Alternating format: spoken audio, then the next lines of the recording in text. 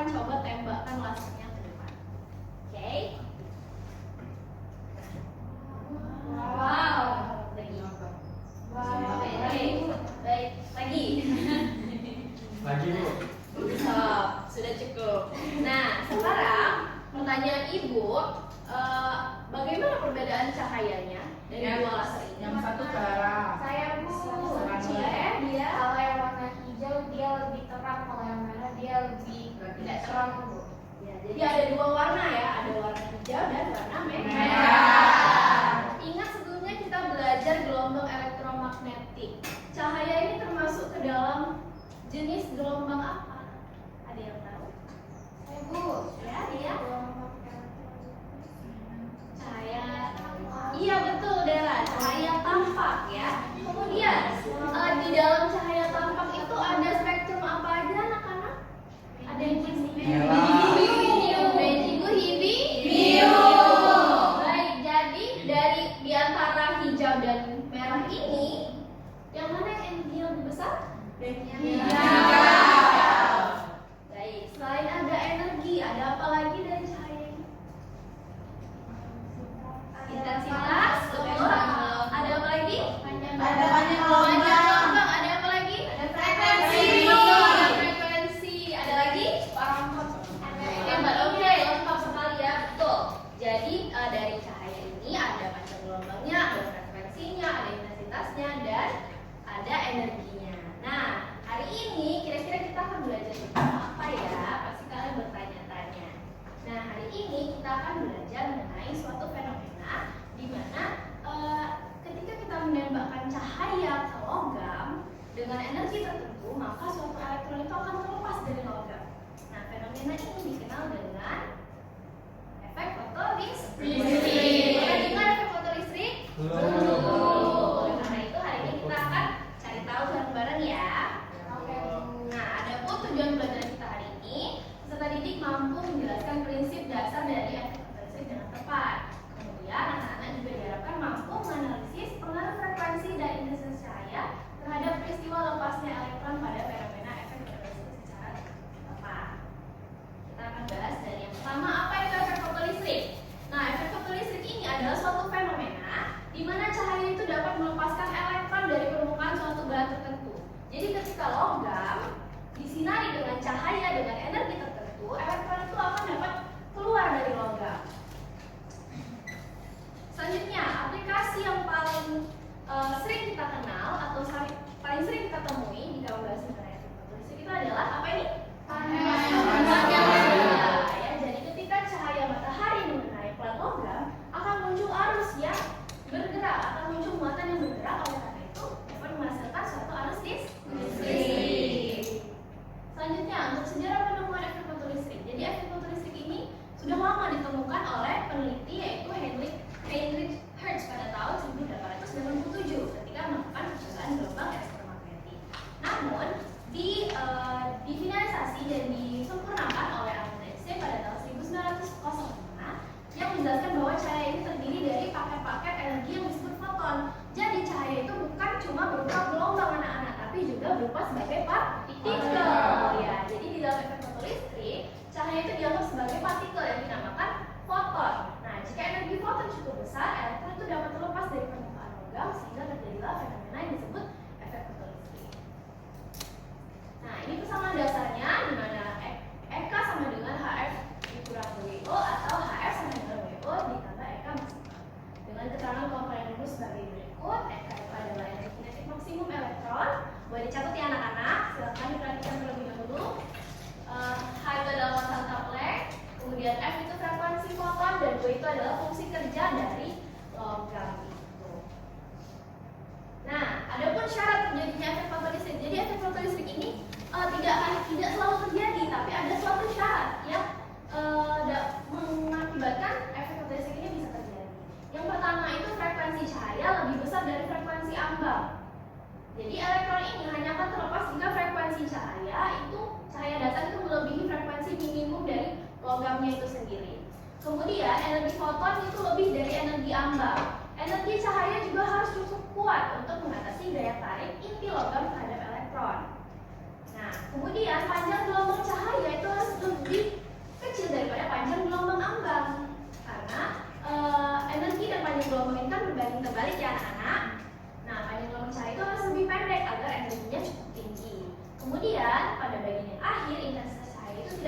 rendah ataupun tinggi intensitas cahaya, elektron tidak akan lepas jika frekuensinya di bawah frekuensi ambang. Jadi intensitas cahaya ini tidak berpengaruh terhadap lepas atau tidaknya elektron, tetapi intensitas ini mempengaruhi jumlah elektron yang lepas, namun bukan terjadinya efek tersebut. Nah, selanjutnya kita akan melihat video eksperimen dari Bapak Loni terkait dengan efek fotolistrik.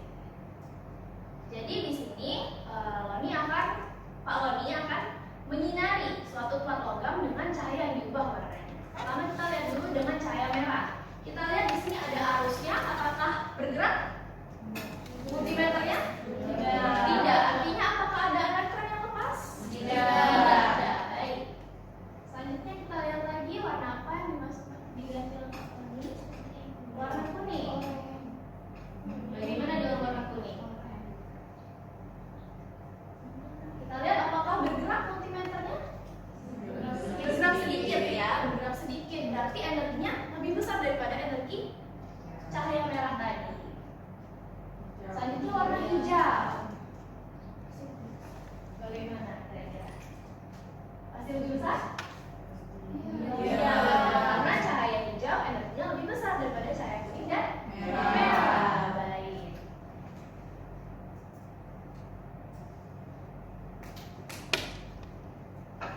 Nah, terakhir cahaya biru. Kira-kira seperti apa anak-anak? Hijau, cahaya biru. Harusnya paling besar ya. Nah, jadi tadi kita sudah tahu bahwa semakin besar energi dari cahaya ketika ditembakkan ke logam, semakin besar energi elektron yang terlepas. Ya, nah untuk memvalidasi atau untuk lebih paham lagi, kita akan membuktikan percobaan ini dengan melakukan percobaan sederhana menggunakan math simulation. Sebelum itu, Ibu akan bagi kelompok terlebih dahulu ya. Untuk kelompoknya Ibu bagi jadi 3 kelompok ya. Pembagiannya sama seperti minggu sebelumnya. Ini kelompok pertama, baris pertama. Kemudian kelompok 2, baris kedua. Dan ini kelompok 3, baris. Untuk kelompoknya silakan membentuk kelompok di mana saja boleh. Dan minggu lalu juga Ibu sudah menginfokan bahwa satu kelompok bawa 1 laptop. Ada yang bawa laptop hari ini? Saya, Bu. Boleh diambil laptopnya, silakan. Dibuka LKPD-nya dan kita coba praktikumnya bersama-sama. Ya udah, kita menulis dasar kelompok. Tolong kondusif ya. Ya, Bu. Baik, sekarang kita buka terlebih dahulu LKPD-nya. Kita langsung lihat ke langkah kegiatannya. Jangan lupa dibuka dulu pad-nya, yaitu pad efek fotolistrik ya. Jadi ada 2 percobaan anak-anak, perhatikan Ibu ya. Ada 2 percobaan, di mana percobaan pertama kita akan melihat pengaruh frekuensi terhadap lepasnya elektron. Kemudian percobaan kedua kita akan melihat bagaimana pengaruh intensitas ketika kita naikkan atau turunkan intensitasnya terhadap lepasnya elektron ya. Serta ada yang mau ditanyakan dari masing-masing kelompok dari langkah-langkahnya? Kalau gitu silakan dikerjakan, waktunya 3 menit. Dimulai dari sekarang. Kamu kelompok mana?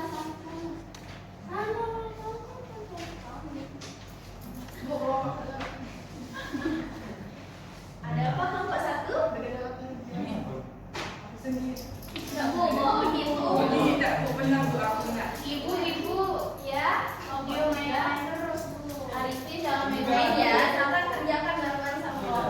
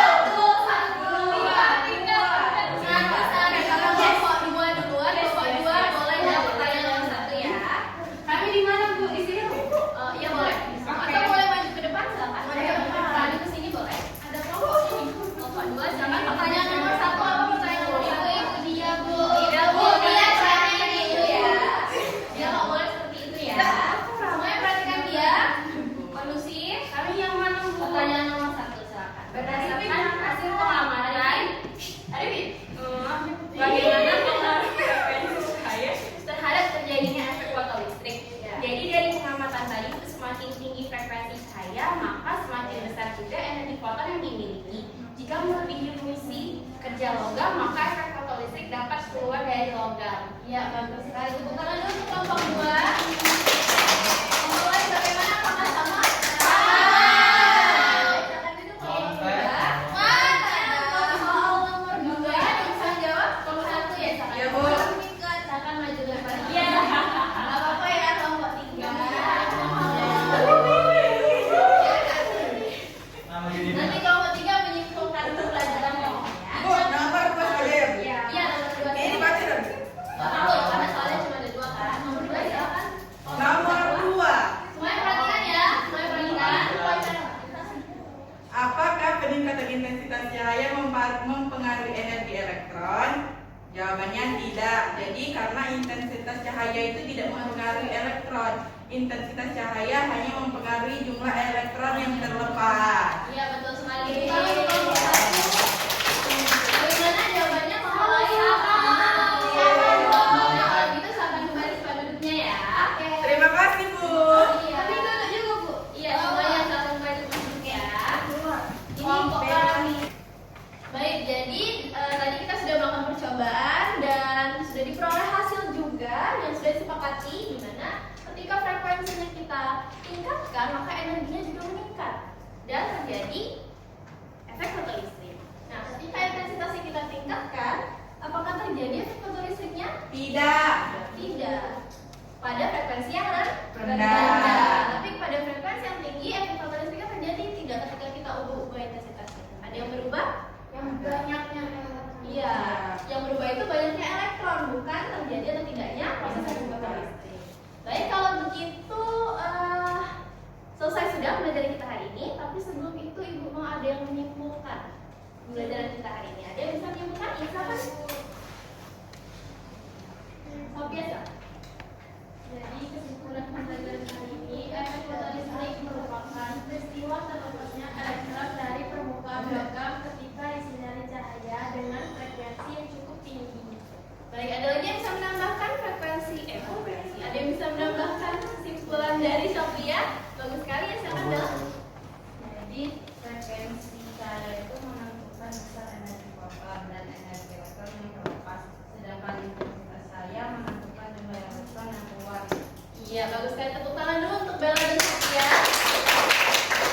Baiklah, dengan kesimpulan yang diberikan Bella dan Sophia tadi sudah lengkap ya. Jadi frekuensi dapat mengakibatkan elektron terlepas dan intensitas hanya berpengaruh ke jumlah elektron yang terlepas.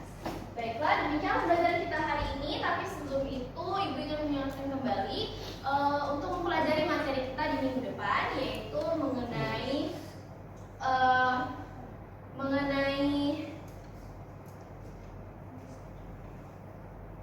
sebelum itu kita ada refleksi terlebih dahulu. Silakan di-scan terlebih dahulu anak-anak.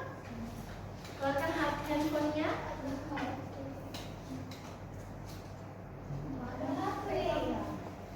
Boleh di-scan terlebih dahulu, diceritakan bagaimana pengalaman belajar kalian hari ini.